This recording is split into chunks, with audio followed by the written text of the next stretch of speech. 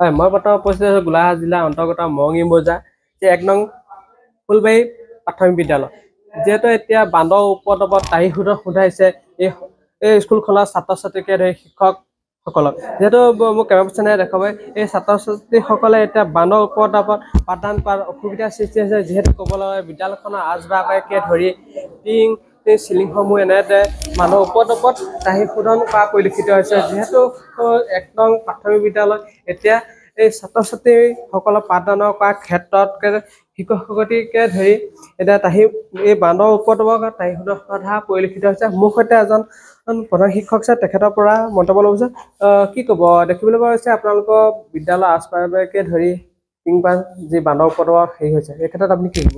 হয়, আমি ফুলবাৰী মধ্য ইংৰাজী বিদ্যালয়, আগতে ফুলবাৰী ১ নং ফুলবাৰী প্ৰাথমিক বিদ্যালয় আছিলে, এতিয়া পৰ্যবেক্ষিত হ'ল, উন্নীতকৰণ কৰা হ'ল মধ্য ইংৰাজী বিদ্যালয়লৈ। এই বিদ্যালয়খনত আপোনালোকে দেখিছে যে এতিয়া বান্দৰৰ যিটো উপদ্ৰৱ, বান্দৰৰ উপদ্ৰৱত আমি মানে তাহিমুদৰ শোধন দেখিছোঁ। ইয়াত আপোনালোকে দেখিছে যে এই চিলিংবিলাক এতিয়া বেছি দিন হোৱাই নাই, এই চিলিং ইয়াৰ ভিতৰত বান্দৰ সোমাই চিলিংবিলাক ভাঙি পেলাইছে। আপোনাৰ ক্লাছ কৰি থাকোঁতেও কেতিয়াবা বান্দৰ সোমায়, ইয়াত বান্দৰ থাকি যায়, কেতিয়াবা ৰাতি থাকি যায়। বান্দৰে মানে এনেকুৱাই উৎপাত কৰিছে, আপোনাৰ টিং পাতটো এতিয়া বেছি দিন হোৱা নাই, আপুনি দেখিছে টিং পাতবিলাক নতুন টিঙে ইয়াত জঁপিয়াই পেলাই মানে জিমনাষ্টিক মাৰে। আৰু ইয়াত মানে ৫০-৬০টা বান্দৰে যেতিয়া জঁপিয়ালেতো সেই টিংটো ভাল হৈ নাথাকে।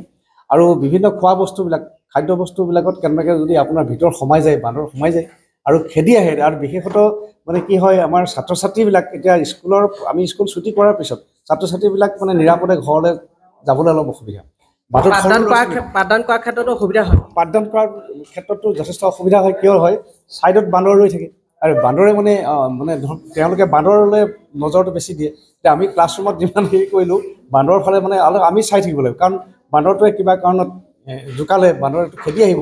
আৰু ছাত্ৰ-ছাত্ৰী কেতিয়াবা এনেকুৱা হয়, মানে ডাৱৰীয়া বতৰ বেছি বান্দৰ হৈ যায়, গোটেই ফিল্ডতে বান্দৰ থাকে, তেওঁলোকে মানে আহোঁতে খেদি আনে, কেতিয়াবা মানে ল'ৰা-ছোৱালী ভিতৰত সোমাই দিয়ে, মানে ল'ৰা-ছোৱালীক খেদি।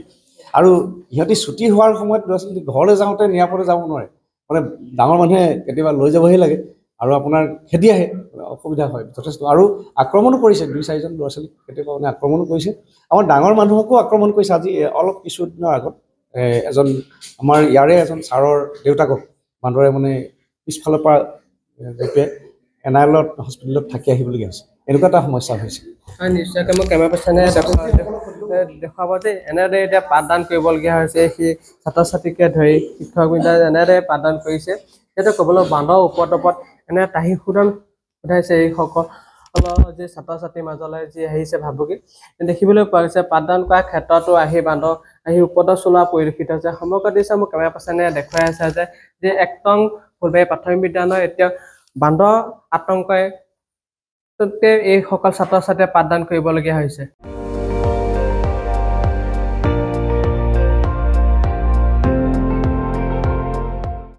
আপুনি চাই আছে ND24, সৰ্বশ্ৰেষ্ঠ নহয়, সৰ্বোত্তমৰ দৌৰ।